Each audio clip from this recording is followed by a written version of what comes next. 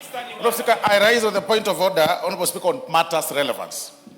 Honorable Speaker, what we are discussing today here is the report by the Finance Committee that is already before us.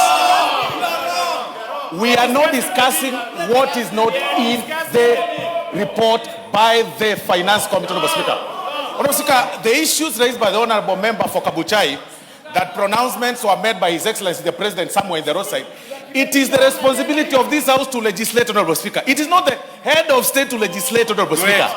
If he made his pronouncements is there, at the point he will bring them here, Honorable Speaker, we will have an opportunity. We will have an opportunity to discuss. Take your seat. Honorable Speaker, Take your seat. Honorable Speaker, you will not allow head class, Honorable Speaker. This is a house of Take your debate. seat. Honorable Speaker, this is a house of debate. Take your seat. Take your seat, Osoro. Order. The Honorable Majimbo. The Honorable Jack Wamboka. This House will listen to the Honorable Majimbo in silence. Yes. The Honorable Majimbo will remain order. The Honorable Majimbo will remain relevant in his submissions to ensure, because there's no law, and you know it very well. We are not in the old constitution. We have a new constitution that give parliament powers. We don't order. We do not need the president to do anything for us to discuss any matter in this house. It belongs elsewhere, and you know that very well. So let's maintain decorum, and I expect all of us to be decorous in this morning sitting so that you can proceed with what you're doing. Order. The Honorable Majimbo will be heard without any further point of order. Go ahead. Yes, thank you, Mr. Speaker. Mr. Speaker, I don't want to be tempted because I'm a very good singer.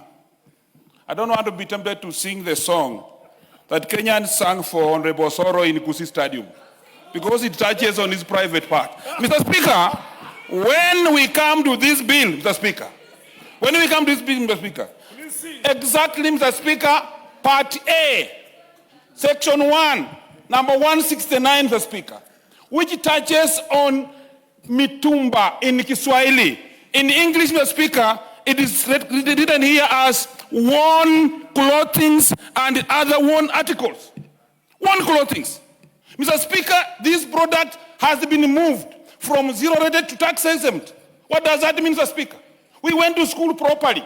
We know when you cannot claim any tax on it, then you will pass it to the consumer. That is what we mean, Mr. Speaker. The price of mitumba will increase. This House, Mr. Speaker, does not. It is reading. Mr. Speaker, we must be honest on what we are bringing here with the members of this country. Mr. Speaker, when I come to, Mr. Speaker, we are reading, Mr. Speaker, and you are seeing me referring to every clause. Mr. Speaker, when you come to the non-resident landlord, Mr. Speaker, that article here, Mr. Speaker, they say that actually the imposition of non-resident rental income tax. Mr. Speaker, you realize that here it says that actually a tax to be known as non-residential rental income tax shall be payable by that non-resident person at the rate specified in the third schedule. Mr. Speaker, when you go in the third schedule, and I've gone to the very properly here, the third schedule, Mr. Speaker, the only relative close to that is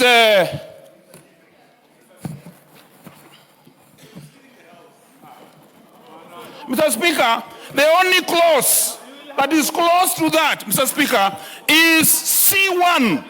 C1, Mr. Speaker. And on C1 it says, in respect of a rent premium or similar considerations for the use of occupation or immovable property, 30%, Mr. Speaker, is payable. We want this committee to tell us, before the 30% that is imposing, what was that percentage before? It was 7%. Where the tenants were withholding, they are withholding the money for the purpose of KRA. It was 7%. In this document, Mr. Speaker, we imposed 30%. 30%, Mr. Speaker, means what? If you are paying rent of 10,000, Mr. Speaker, you will have to submit 3,000, Mr. Speaker. Honorable Osoro, allow the Honorable Majimbo to finish his submission. You'll respond to him. You'll respond to him. Go ahead. Mr. Speaker, Mr. Speaker, I will further inject, Mr. Speaker. When I'm injecting this sense, Mr. Speaker, the whole nation is watching us. This house is making the law for posterity. We must put Kenyans in their right position.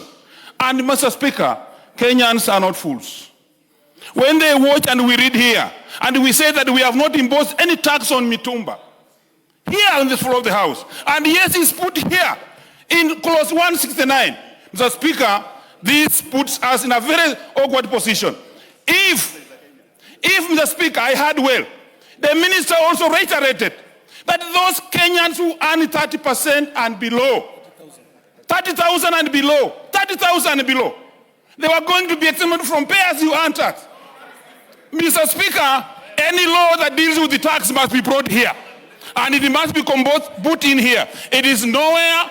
We are saying, and that's why, Mr. Speaker, we are saying, we are telling this government, Mr. Speaker, to be a one-term government. It is going to be one-term government because, Mr. Speaker, it doesn't carry the aspirations of the Kenyans. Thank you, Mr. Speaker. Now, I want to request as follows, because I know all of us are emotive. Let's just be factual. You know, I'm listening to Honorable Majimbo, and he refers to clause 169. And you know it's not there. So, order, just sit down. I will, every member in this house will have their say. In fact, I want to request the following, that because all of us want to speak, if you could limit your intervention to 5-6 minutes, I don't want to control it myself, so that every member is able to get a chance to speak. I'll be very happy. Nikiripotia Kamacho TV, itaripota 001 wa Chombi Kamacho.